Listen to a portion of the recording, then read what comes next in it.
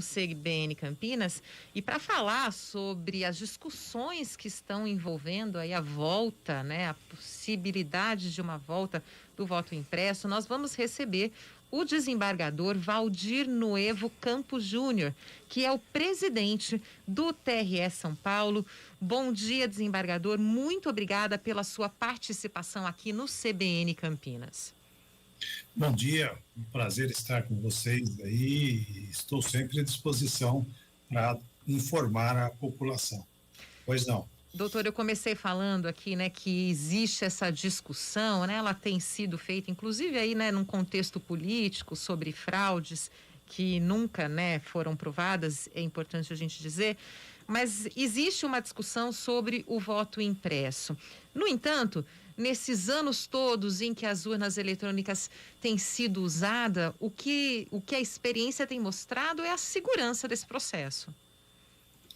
Sem dúvida, sem dúvida. A urna acabou de completar 25 anos e ela foi concebida sob dois pressupostos: simplicidade e segurança. A simplicidade, o teclado, qualquer pessoa consegue visualizar e entender a mecânica da votação, e a segurança. Ao contrário de praticamente todos os aplicativos, programas que nós usamos no nosso cotidiano, a urna ela não funciona online, ela trabalha sozinha, sem conexão com a rede mundial de computadores, a internet. Portanto, isso confere uma segurança diferenciada. E cada urna, ela recebe os votos e ao final da votação ela apura esses votos soltando um boletim de urna, né, que é impresso e distribuído aos partidos, candidatos, à imprensa, é fixado no cartório. Isso tem dado muita segurança e nós nunca tivemos nenhum caso de fraude. Eu, pelo tempo que eu tenho já de vida e de profissão, eu participei dos dois sistemas. E o sistema anterior de cédulas realmente era extremamente vulnerável, o que não ocorre com a urna eletrônica. Desembargador Valdir Campos Júnior, muito bom dia. Flávio Paradella. A gente fica numa discussão, né, sobre a segurança ou não, mas a gente fala assim da urna eletrônica, mas vamos falar sobre a segurança de todo o processo eleitoral. Como o senhor mesmo disse, a urna não fica em nenhuma conexão com a internet. Você vai lá, ela vai computando, né? Tem ali o seu banco de dados, e computa essa informação que é dada pelo eleitor em quem ele vota.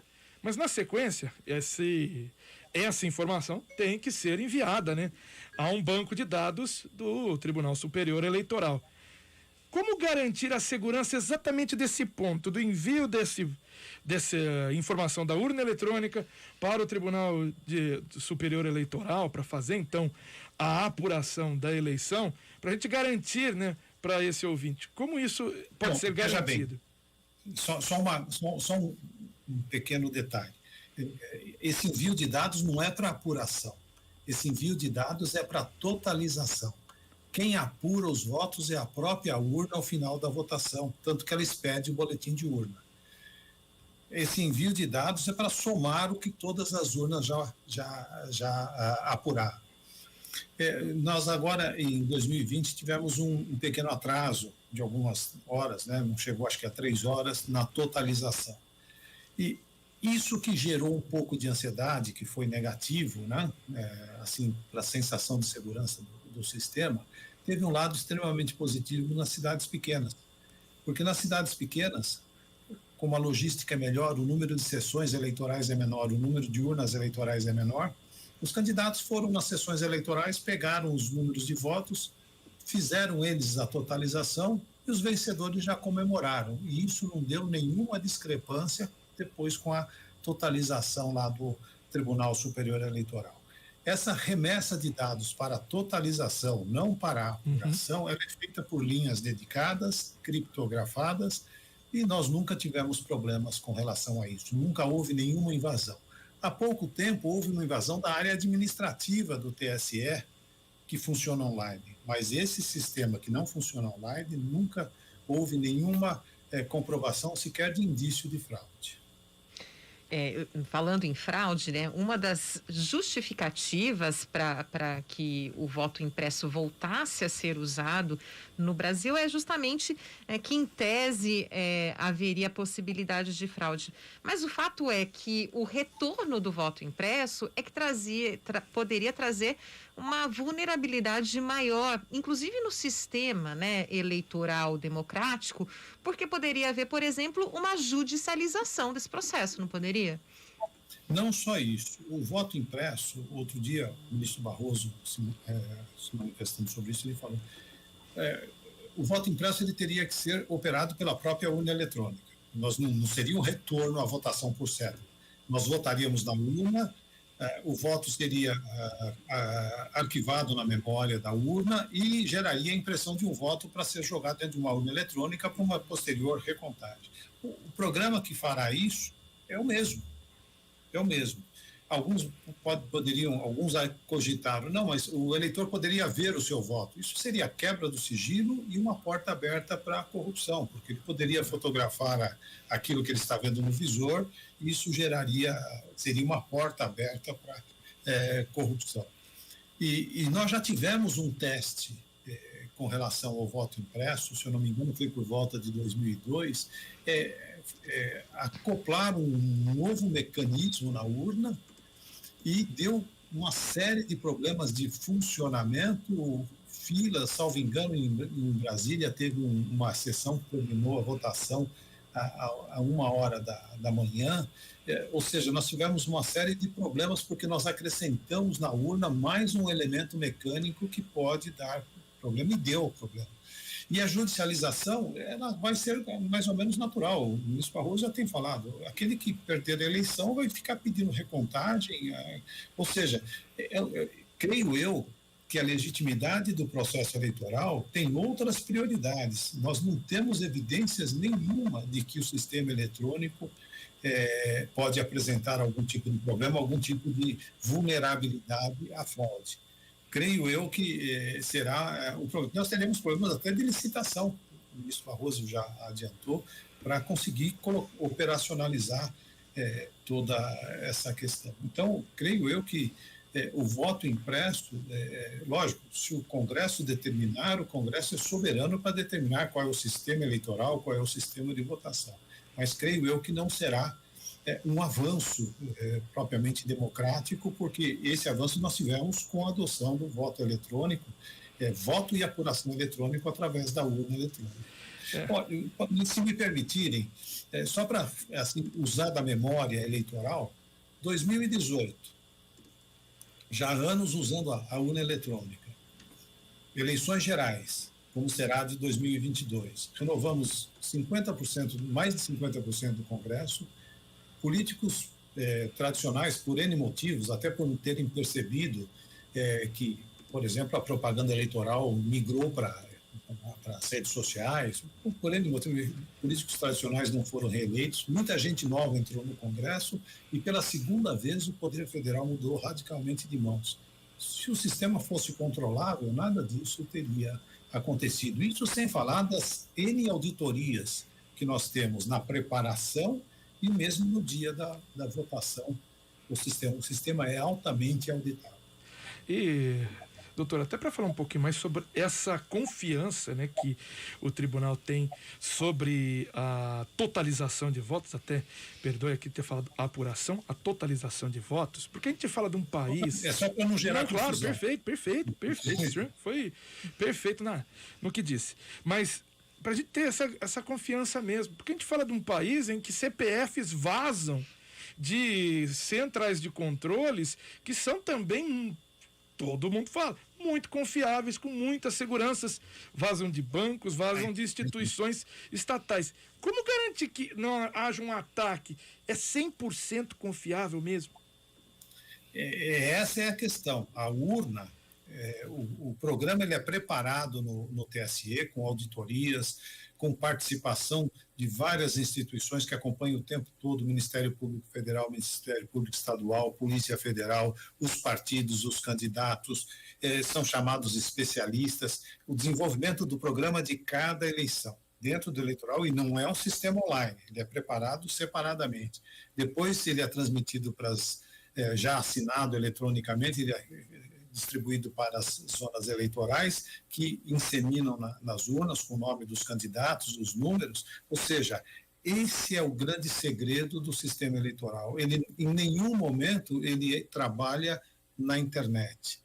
É por isso que os recentes pesquisas, inclusive uma do Instituto Datafolha, mostraram que de 76% a 80% das pessoas acreditam e têm confiança no sistema. E eu participei de 2 eventos internacionais muito importantes, um deles a Rede Mundial de Direito Eleitoral, de Justiça Eleitoral, que foi realizado em Los Cabos, no México, com participação do mundo inteiro, Europa Ocidental, América do Norte, do mundo inteiro, e a única referência que eu tive, que eu ouvi sobre o nosso sistema é que é um sistema eletrônico altamente confiável. A questão é que alguns países, os congressos de alguns países não permitem que a apuração seja eletrônica. É uma opção política, né? Cada país tem a sua opção política. A partir do momento que nós tivemos essa opção política de usar uma urna eletrônica que recebe o voto e imediatamente apura, nós tivemos um ganho de legitimidade imenso e nunca mais tivemos, sob nenhum aspecto, sequer indícios de fraude. Pois é, o senhor falou aí, né, do cenário político. Essa discussão do voto impresso tem a impressão que ganhou corpo aí a partir da eleição do presidente Jair Bolsonaro, que, embora tenha sido eleito, alegou aí que poderia ter havido alguma fraude. O fato é que isso nunca foi provado, né, desembargador? Nunca houve qualquer indício de que tenha havido qualquer tipo de fraude nos resultados. E nunca ninguém apresentou formalmente nada perante a Justiça Eleitoral, né? Ou seja, houve muita alegação, nós vimos isso na imprensa, mas nunca se apresentou nenhum elemento concreto à Justiça Eleitoral nesse sentido. É bom lembrar até que o presidente Jair Bolsonaro disse que tinha provas, mas nunca apresentou. Nunca apresentou. Nunca levou à frente, falou em um discurso e depois nunca mais citou esse assunto. Bom, doutor, até numa questão aqui que manda nosso ouvinte, quanto ao voto, futuramente poderemos votar por aplicativo?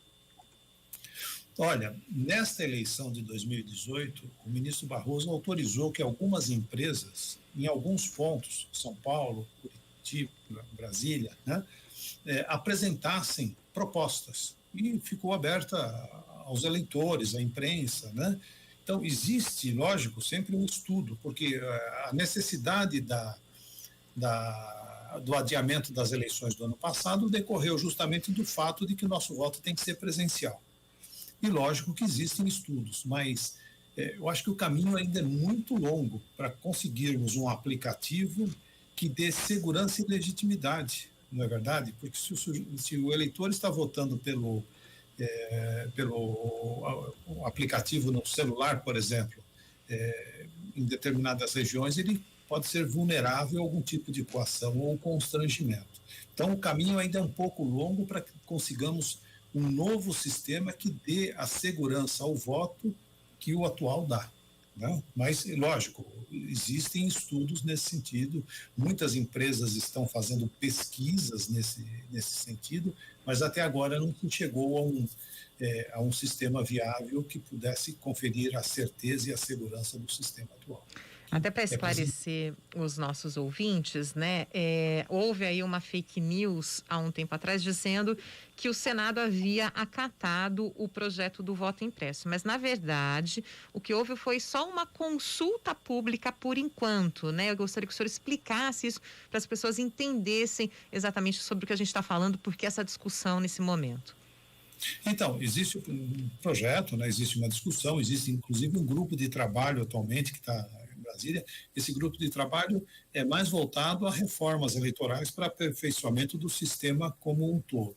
E existe, lógico, um projeto de lei que está tramitando, estão correndo discussões para ver a viabilidade e a necessidade, né, da adoção do voto impresso. E todas as instituições estão se manifestando.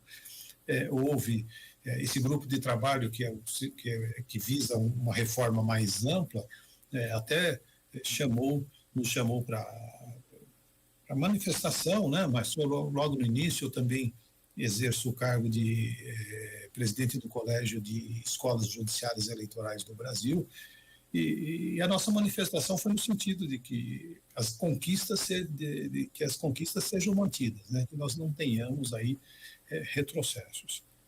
E nós tivemos 2 grandes avanços, né, no sistema eleitoral. O primeiro foi o cadastro eletrônico de eleitores, em 86, 85, 86. Afastou uma série de distorções do nosso cadastros, duplicidades de inscrições, ou seja, nós tínhamos muitos problemas. E depois, em 96, a urna eletrônica. E agora estava em caminho um terceiro passo maravilhoso, né, que é a biometria, que aí afastaria por completo a possibilidade de um eleitor votar por outro, que teve que, infelizmente, ser suspenso. Essa ação foi suspensa por conta da pandemia. Mas, por enquanto, nós temos só discussões a respeito do voto impresso. Não existe ainda nada decidido a respeito. Doutor Valdir Nuevo Campos Júnior, que é desembargador do TRE aqui de São Paulo, queria agradecer a participação do senhor no CBN Campinas, a gentileza de atender a CBN. Olha, estamos sempre à disposição. Flávio, Lilian, um prazer estar aqui, e sempre que necessário estaremos aí prontos para esclarecimentos à sociedade. Obrigada, doutor. Lembrando que